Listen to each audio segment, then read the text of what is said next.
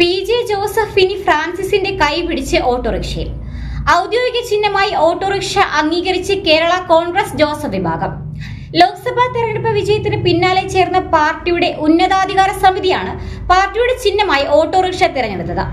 സ്ഥിരം ചിഹ്നമായി ഓട്ടോറിക്ഷ അനുവദിക്കണമെന്ന ആവശ്യവുമായി പാർട്ടി ചെയർമാൻ PJ ജോസഫ് ഉടൻ തന്നെ തിരഞ്ഞെടുപ്പ് കമ്മീഷനെ സമീപിക്കും. കോട്ടയത്തെ വിജയം പാർട്ടിയുടെ അടിത്തറ ശക്തിപ്പെടുത്തിയെന്നും കേരള കോൺഗ്രസിന് സംസ്ഥാന പാർട്ടി എന്ന അംഗീകാരം ലഭിക്കുമെന്നും PJ ജോസഫ് പറഞ്ഞു. UDFന് കേരളത്തിൽ വൻ വിജയമാണ് ലഭിച്ചത്.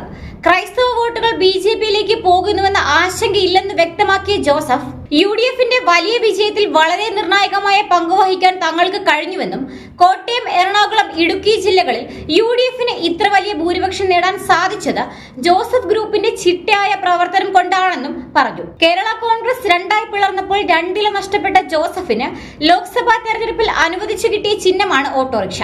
അതിനു മുൻപ് സൈക്കിളായിരുന്നു ജോസഫിന്റെ ചിഹ്നം. കേരള കോൺഗ്രസുകൾ തമ്മിൽ ഏറ്റുമുട്ടിയ കോട്ടയത്തെ തെരഞ്ഞെടുപ്പിൽ രണ്ടില കരിഞ്ഞുപോയി. ഓട്ടോറിക്ഷ വിജയത്തിലേക്ക് ഓടിക്കയറി. ഫ്രാൻസിസ് ജോർജിന്റെ വിജയത്തോടെ പാർട്ടിയിലെ രണ്ടാമനാരെന്ന തർക്കത്തിനും പരിഹാരമായിരിക്കുകയാണ്. പാർട്ടിക്ക് ഇലക്ഷൻ കമ്മീഷന്റെ അംഗീകാരം നേടിക്കൊടുക്കുന്ന ഫ്രാൻസിസ് ജോർജിന് മുൻപിൽ ഇനി വെല്ലുവിളികളില്ല.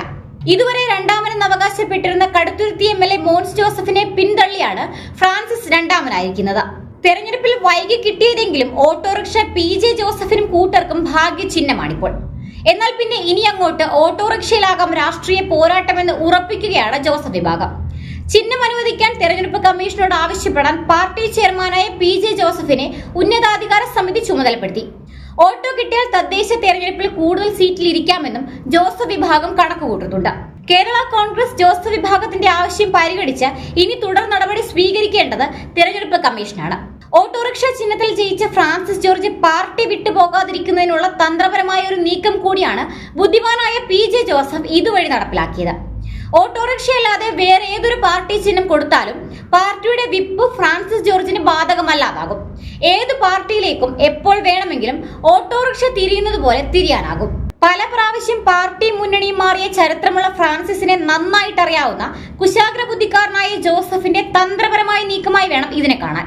ഇലക്ഷൻ കമ്മീഷൻ ജോസഫ് ഗ്രൂപ്പിന്റെ ചിഹ്നമായി ഓട്ടോറിക്ഷ അംഗീകരിച്ചു കഴിഞ്ഞാൽ പിന്നെ പാർട്ടി ചെയർമാൻ PJ ജോസഫിന്റെ വിപ്പ് ലംഘിക്കാനോ മറുകണ്ഠം ചാടാനോ ഫ്രാൻസിസിന് കഴിയാതെ വരും.